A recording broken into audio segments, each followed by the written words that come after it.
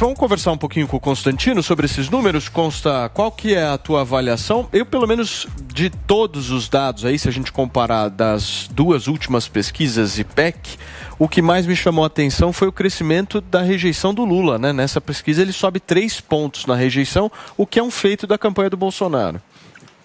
Na verdade as pesquisas estão fazendo um catch-up com a realidade. Agora, antes de comentar qualquer pesquisa, Paulo, eu começo sempre com a minha ressalva. Eu não levo a sério isso, né? O IPEC tem como uma das diretoras lá, foi acusada na época do Ibope, que é de onde veio, né, de esquema lá com o PT. O Montenegro era o dono do Ibope. Vamos lembrar o que o Ciro Gomes já disse sobre ele, que vendia até a mãe, né, nas pesquisas. Então, de novo, eu não levo a sério essas pesquisas. Como disse aqui na entrevista, na própria Jovem Pan, no Jornal da Manhã, o CEO de uma dessas aí, né, disse o seguinte: tem gente que contrata pesquisa e tem gente que contrata resultado.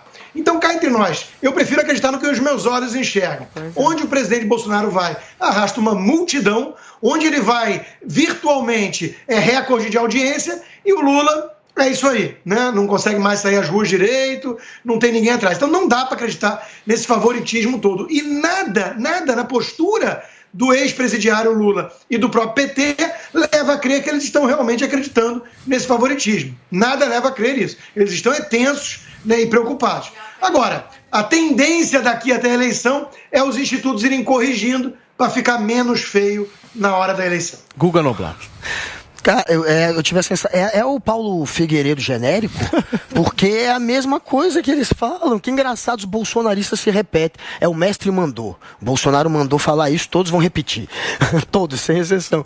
É isso, gente. Eles vão sempre atacar agora as pesquisas. O mais hilário disso é que o próprio Bolsonaro faz pesquisa interna. Ele sabe que a realidade é essa, tanto que ele tentou injetar dinheiro, né? Ele rasgou a regra eleitoral para conseguir bilhões para injetar no colo do eleitor nesse último momento agora, para ver se vence, se vira.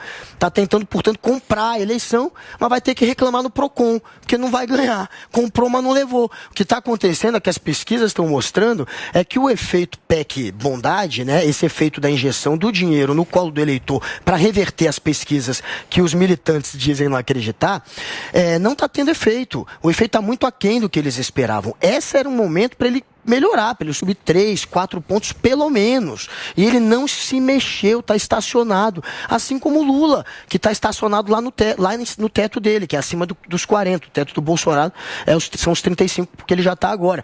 Então, as pesquisas se comprovam, sim. Inclusive, se você pegar o Datafolha de 3 dias antes da eleição passada, ela acertou. Eles acertam, eles têm método. E o que a gente está vendo é que não está dando certo. O Bolsonaro não tem tempo para se recuperar. Se a eleição for e deve ir para o segundo turno, não vai ser graças à PEC bondade do Bolsonaro ou ao antipetismo que ele quer ressuscitar. Vai ser graças a Simone, a Ciro Gomes, a esses que estão ali de pontinho em pontinho, fazendo com que a eleição talvez seja carregada, e deve ser, para o segundo turno. Mas o Bolsonaro, apesar de ter a máquina na mão, apesar de ter dinheiro, PEC da bondade, 40 bilhões para injetar em cima da hora, apesar de ter o Centrão com ele, depois de dar o orçamento todo, de se entregar para o Centrão, apesar disso tudo, o Bolsonaro tem chance de perder no primeiro turno. Isso é o suprassumo da incompetência. Isso nunca aconteceu. Mas esse papo de todos se reelegem. Diminuiu bem, né? Diminuiu bem, mas todos se reelegeram. Perder no segundo também será inédito. Todos conseguiram a reeleição.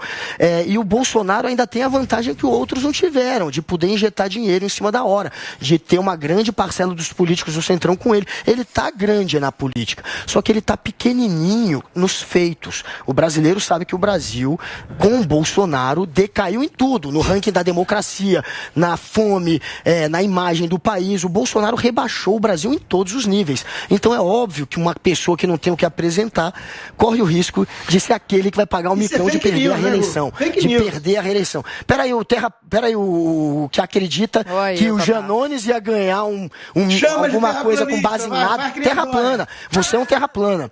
Qual que é a fake news? Vamos ver a realidade do terra plana. Qual que foi a fake news? A fake news foi a seguinte: você tem uma questão subjetiva que você acha que o Bolsonaro é um par internacional. Mas vamos para os dados objetivos. Vamos para os dados objetivos. O Brasil nunca atraiu tanto investimento, o Brasil nunca exportou tanto para a China como no governo Bolsonaro para a China. Né? Foi graças ao Bolsonaro. Em relação à questão interna, eu acho que você esqueceu de uma coisa chamada pandemia. e lockdown. Mas quando a gente compara com os vizinhos, com a Argentina, por exemplo, que tem um governo lulista apoiado por Lula e que defende Lula, né? A gente vê como é que está o Brasil em relação à Argentina. Vamos falar da Argentina. A Argentina, no passado, cresceu 10 pontos. Quanto cresceu o Brasil? A Argentina, no índice de desenvolvimento humano, está 30 posições melhores que o Brasil. Índice de desenvolvimento humano. Ele tá falando a Argentina, que está no buraco, graças a um governo que vem de antes. Engraçado, você usou a pandemia. A pandemia vale para o Bolsonaro e não vale para a Argentina. Mas a Argentina, no meio da pandemia, cresceu 10 pontos ano passado. É porque ela usou ela não lê jornal, só lê Zap. A Argentina cresceu mais que o Brasil no ano passado. R$1 é 60 pesos. E o índice de desenvolvimento humano da Argentina é melhor que o do Brasil, mesmo com a Argentina quebrada. Você vê como é que o Brasil tá um buraco. Escuta, deixa eu só voltar para esse assunto das pesquisas, porque eu acho que é um negócio interessante, Paulinha. A gente aqui traz vários números. Aliás, esse programa aqui traz todas as pesquisas que vocês possam imaginar, certo? Saiu pesquisa, a gente traz. A gente é o Paulo Pesquisa. Eu sou o Paulo Pesquisa. Exatamente. As pessoas elas me nomeiam. Exatamente. Então mandou pesquisa para mim, a gente traz aqui, não tem problema, tanto que ela seja registrada, certo? Mas o meu ponto é o seguinte: eu acho que o importante dessas pesquisas não são os números, porque realmente, de instituto para instituto, de acordo com a sua metodologia, número de entrevistados e tal, a gente vê uma diferença nos números. Mas o que eu, pelo menos como eleitor, enxergo nas pesquisas e acho mais importante são as curvas. Se vai crescendo, se mantém. São inegáveis. Quais são as curvas que acontecem hoje? É o Lula diminuindo a sua vantagem para o Bolsonaro e o Bolsonaro aumentando justamente a intenção de voto que ele tinha antes. Esse é um fato. Eu não estou trazendo aqui um achômetro da minha cabeça. Se a gente pegar, por exemplo, aqui o segundo turno da IPEC, Bolsonaro estava com 35, subiu para 37. A minha pergunta que eu faço a vocês é o seguinte: faltam 30 dias, é isso? Quantos dias? 31? 32 dias. Dá tempo dessa virada acontecer? Esse é o ponto. Esse eu acho que é o grande X da questão. O Bolsonaro está crescendo, para mim, pelo menos, é visível isso. Agora, a virada acontece em 30 dias? O Bolsonaro, no Auxílio Brasil, quando ele conseguiu reverter, que foi o melhor momento de popularidade dele nesses quase 4 anos, foi quando ele começou a dar Auxílio Brasil e que ele conseguiu com que a taxa de aprovação pela primeira vez fosse maior do que a desaprovação. Isso demorou 4 meses. O efeito, a partir do momento que começou o Auxílio Brasil, até ele conseguir reverter e conseguir mais aprovação que desaprovação, foram 4 meses. Só que ali eram 60 milhões de famílias. Ali era mais dinheiro. Ali pegou mais gente. Dessa vez, calculam que ia demorar mais ou menos esse tempo ou mais. Então, se a gente for levar isso em consideração, não dá tempo. A diferença é a seguinte: ele tem propaganda de TV para tentar injetar na cabeça do brasileiro que ele está fazendo isso. A esperança que resta ao Bolsonaro é a televisão, o que me parece um pouco fictício, eu acho que não vai mudar tanto, e o antipetismo que ele vai tentar reviver. Ele está conseguindo fazer isso. Ele conseguiu muito. Não, o que eu acho que ele conseguiu foi mais a economia, que melhorou um pouco e que reverteu alguns votos. Ele está aumentando a aprovação do governo dele e aumentando a rejeição ao Lula. Então, essa pesquisa de ontem, o que os analistas todos esperavam é que ele fosse aumentar e bem, diminuir bem a diferença e não diminuir nada. Cubaninha. Por quê? Porque cresceu até um salário mínimo, cresceu 9 pontos, tirou 9 pontos ali, mas perdeu 9 pontos nos de 2 a 5 salários mínimos. Vamos lá. Que são 28% da população, cada um desses públicos. Analistas do UOL, Folha, Globo, isso, né? O quê? Não, esses analistas que ele cita são esses, né?